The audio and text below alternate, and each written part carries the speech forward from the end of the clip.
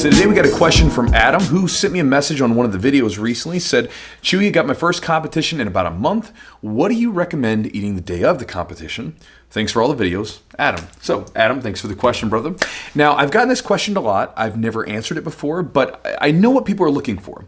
People are looking for some like magical food that they can somehow throw into the mix on the day of the competition and somehow instantly perform better, have more energy, and win more matches, right? That's what you're looking for, I imagine. But let me sort of give you a couple ideas and a story to chew on in regards to changing your diet the day of the match. So back in high school, I remember my senior year of high school, my wrestling was going great. I was winning lots of matches, lots of medals, everything was going really, really well. And I remember at the time, I was very strict about what I ate for breakfast. I ate pretty much the same thing for breakfast across the board for the whole year.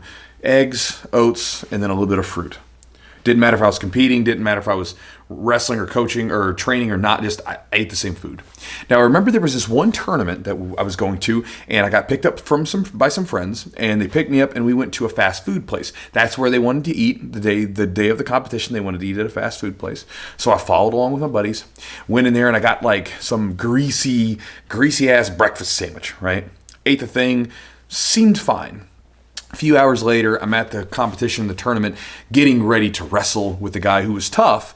I had beat him earlier that year, but he was still a guy where, again, when we wrestled with each other, I made one mistake, and that was it. And so I go up against this guy, and in that match, I was fighting two battles. One battle was with my opponent, with this really tough guy. I'm trying to battle with him and go back and forth. The second battle was not trying to drop a swamp pie in my friggin' singlet, right? Because when I got to the competition, the tournament there, I just got the bubble guts. You know, my stomach's all gurgling. I don't feel so good. And while I'm out there competing, I have a singlet on. And if you've ever seen a singlet, if you've ever worn one, you know that anything that you do with your body is visible to everybody to watch. And I'll be damned if I was going to be the guy that crapped his pants in front of everyone. So I'm in there like fighting, and I remember trying to like win. I couldn't. The guy ended up beating me, and as soon as I got off the mat, I beelined it straight for the bathroom, right? It was a bad day for me. It was not one of my best performances. And again, it was a guy that I'd beaten, but, you know, again, bad diet, threw my stomach for a loop, did not feel good, never made that mistake again.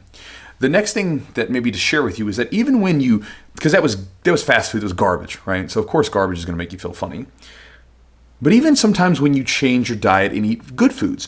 So for instance, when I changed my diet last year and started adding in more carbohydrates and a few other things. And again, they were all good sources. We've got a little bit more oats, a little bit more fruit, a little bit of white rice, some really easy to digest things. I was just eating more of it than I was used to. And again, all the foods that I was adding into the diet were all whole, single ingredient foods. It was just more of it. And some of the stuff I didn't eat on a daily basis. For about a week, my stomach, my digestive system just wasn't quite in its normal rhythm. And then everything started to even out once my body got used to it. And so what I would say to you is, man, hopefully I've made my point clear. Do not change your diet the day of your match, right? It's a bad idea. You know, because again, maybe it doesn't bother you. Maybe you eat some foods that you're recommended from one of your friends and you have no problem whatsoever. That's fine.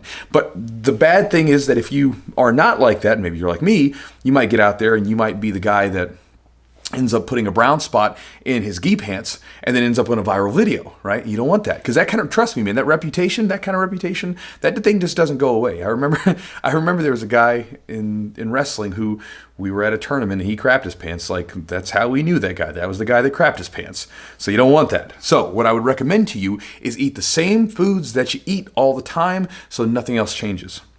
And if you've got a really crappy diet that doesn't really support your training, well then change your diet first. And then this way, when you get to the competition, you just eat the same foods all the time.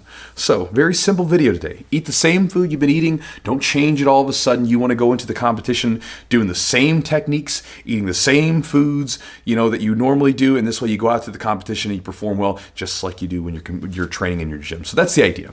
So hopefully that helps you, Adam, and good luck on your competition coming up in a month, brother.